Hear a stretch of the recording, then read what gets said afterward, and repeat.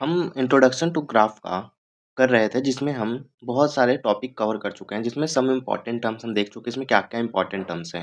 अगर वो वीडियोस नहीं देखे हो तो ऊपर लिंक आ रहा होगा वहां से जाकर देख लो और डिस्क्रिप्शन में भी दिया होगा।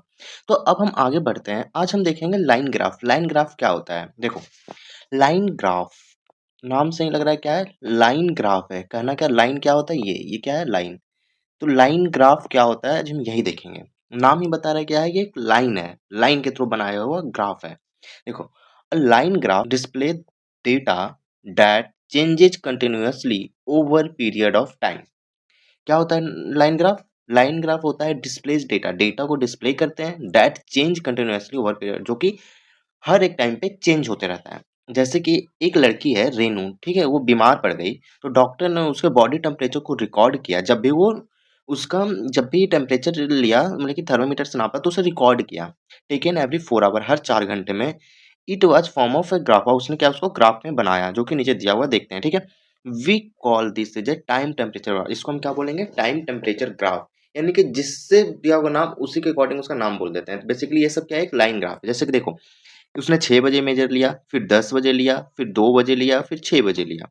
जब 6 बजे लिया तो टेम्परेचर कितना था, 37। जब 10 बजे लिया तो 40। जब 2 बजे लिया तो 38 और 6 बजे लिया तो 35। देखो, अब इसको हमें ग्राफ में बनाना होगा, लाइन ग्राफ। तो हम ऐसे करेंगे, ये हमारा एक्स एक्सिस हो जाता है और ये हमारा वाई एक्सिस हो गया। अब हम देखो, यहाँ से 0 हो जाएगा। अब हम देखो, ये 30, तो 35, 40 और 40 हम इसको ले सकते हैं 30 से ऊपर। 30, 32, 34, 36, 38 हम यहाँ तक लेते हैं, ठीक है। और नीचे क्या है, 6 से लेकर 10 तक के बीच में है, तो हम लेते हैं 6, 10, 6, उसके बाद 8, 10, 12, उसके बाद 2, फिर 4, फिर 6। ये क्या हमारा टाइम में है। तो इसको ग्राफ में हम करेंगे तो सबसे पहले क्या हो जाएगा, 6 बजे कितना टेम्परेचर, 37। 6 बजे का टेम्परेचर कितना है, 37, यहाँ पे कुछ आएगा। फिर 10 बजे टेम्परेचर कितना है, 10 बजे टेम्परेचर 40 है, यानी कि कुछ यहाँ आएगा। उसके बाद 2 बजे टेम्परेचर कितना है, 38। 2 यहाँ पे बजा, 2 बजे टेम्परेचर कितना है, 38, यानी कि कुछ यहाँ आएगा। 6 बजे कितना है, 35। 6 यहाँ पर है और 35, 35 कुछ यहाँ आएगा। अब इसको जब कनेक्ट कर दोगे एक लाइन के द्वारा, तो यही होता है हमारा लाइन ग्राफ। ये हमारा हो गया लाइन ग्राफ, यही होता है लाइन ग्राफ, ठीक है। तो वही है the horizontal line visually called x axis. हमने अभी सब ये सब डिस्कस किया कि एक्स एक्सिस क्या होता है, वाई एक्सिस क्या होता है। ये सब जो टर्म्स है हमने डिस्कस कर चुके हैं। नहीं देखे हो तो ऊपर देखो, लिंक आ रहा होगा, वहां से जाकर देख सकते हो।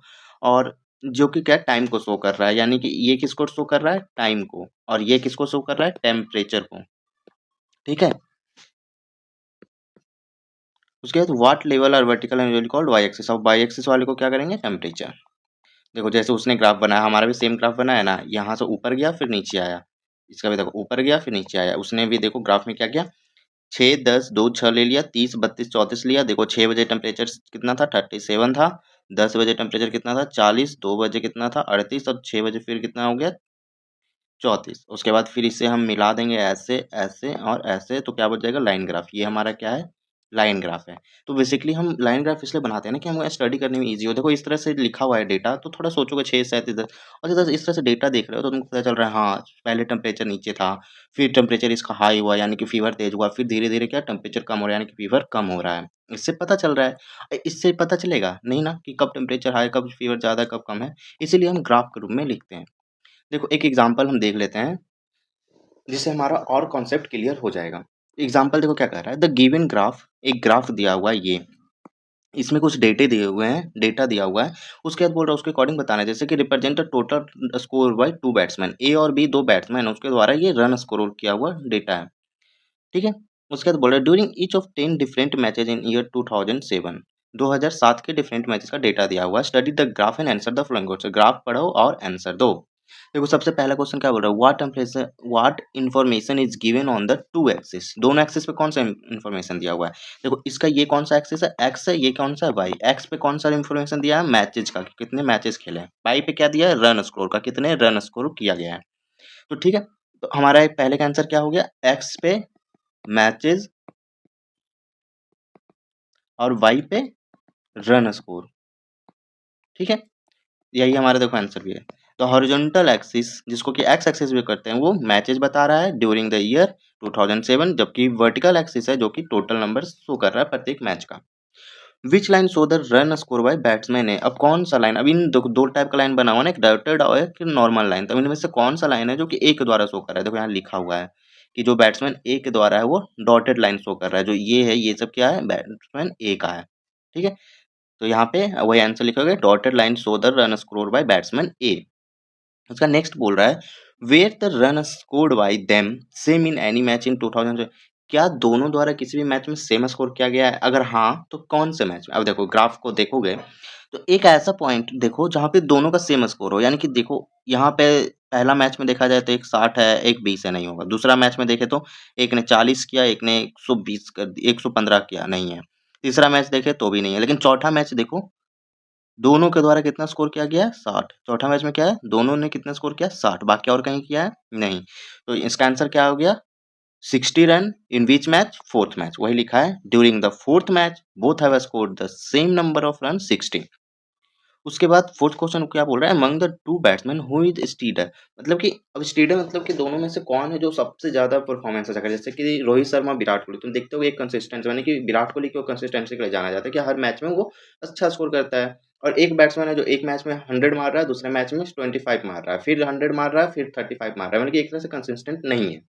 तो यहाँ पे वही बात किया जा रहा है कि अब दोनों में से कौन सा कंसिस्टेंट है।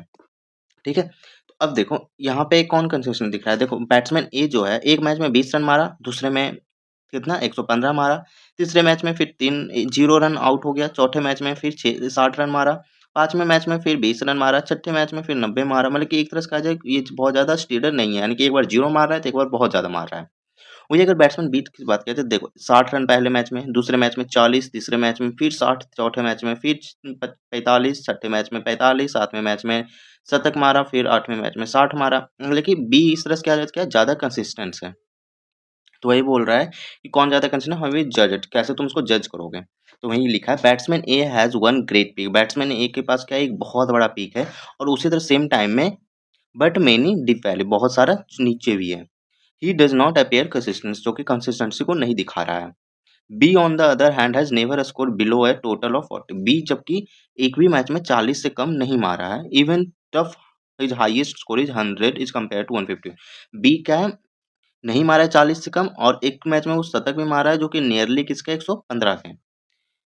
Also A has scored 0 in 2 matches, जबकि ए ने मैच 3 एंड मैच 9 दो मैचेस में क्या 0 स्कोर किया था। ठीक है, also has score 0 2 matches in total of 5 matches has score less than 14, of 5 matches में 40 से कम स्कोर किया। Since A has a lot of ups and down, A का जो है बहुत ज्यादा अप्स एंड डाउन है, एक मैच में अच्छा है तो दूसरे मैच में खराब है। तो हम इसी तरह से बी जो है क्या मोर कंसिस्टेंट है। आई होप सो ये एग्जांपल अच्छे से समझ में आ गया होगा, इससे और अच्छा क्लियरिटी हो गया होगा कि लाइन ग्राफ के थ्रू हमें डेटा को अंडरस्टैंड होना ईजी होता है। जैसे कि देखो क्वेश्चन नंबर एग्जांपल 2 देखते हैं, इसमें क्या बोल रहा है, the given graph describe the distance of car from a CTP at the different time when traveling from CTP to Q. एक कार है जो कि सीटीपी से सिटी क्यू में जा रहा है, ठीक है, तो वो अलग अलग टाइम पे उस कार का डिस्टेंस दिया होगा कि कितना डिस्टेंस ट्रेवल किया है। ओके, उसके बाद विच, जो कि कितने किलोमीटर अपार्ट है, 350 किलोमीटर, इनके बीच में कितना डिस्टेंस है, 350 किलोमीटर का। अब स्टडी कर रहा है, ग्राफ करनी है और आंसर देने बोल रहा है। देखो what information given in two axis, इसका आंसर तुम खुद दोगे, कमेंट में आंसर दो। From where and when did the car begin its journey, कहाँ से वह स्टार्ट किया और कब किया स्टार्ट, इसका भी आंसर तुम खुद दो। ठीक है, how far did the car go in first our, first hour में कितना दूर गया, 8 से बजे स्टार्ट किया था, 8 से 9 कितना दूर गया, 0 से 50, यानी कि फर्स्ट आवर में 50 किलोमीटर दूर गया। ठीक है, देखो 50 किलोमीटर ड्यूरिंग फर्स्ट आवर। उसके बाद how far did car go in first hour हो गया, how far did the car go during first and second hour and second third hour, मतलब कि सेकेंड एंड थर्ड आवर के बीच में कितना दूरी गया। अब इसका आंसर तुम खुद दोगे। Was the speed same during the first 3 hours, क्या पहले 3 आवर्स में स्पीड सेम था, how do you know it. देखो एक बार 8 से 9 में 50 गया, फिर 1:30 हो गया, 9 से 10, 10 से 11, फिर 50 गया, नहीं सेम नहीं था, क्यों, क्योंकि एक जो है हमें यहाँ पे 100 किलोमीटर का ट्रैवलिंग किया है, जबकि अगर सेम होता तो क्या करता, फिर से 85 किलोमीटर का ट्रैवलिंग करता। तो वही यहाँ पे from the answer third and fourth we can find the speed of car was not same at all time. ठीक है, was the speed during the first नहीं है। Did the car stop from some duration at any place क्या कोई भी time पे car रुका था? जस्टिफाई योर आंसर हाँ, रुका है क्योंकि 11 से 12 के बीच में कोई भी डिस्टेंस ट्रेवल नहीं किया है इसीलिए वो रुका है। When did the car reach city Q कब सिटी क्यू पे कार पहुंचा? ये भी आंसर तुम खुद दोगे जो कि साफ-साफ दिख रहा है। कितना? 2 बजे। तो इसी के साथ मिलते हैं अब अगले वीडियो में, तब तक के लिए सायोनारा और अपना ख्याल रखना और कुछ भी प्रॉब्लम हो तो कमेंट करके पूछना मत भूलना।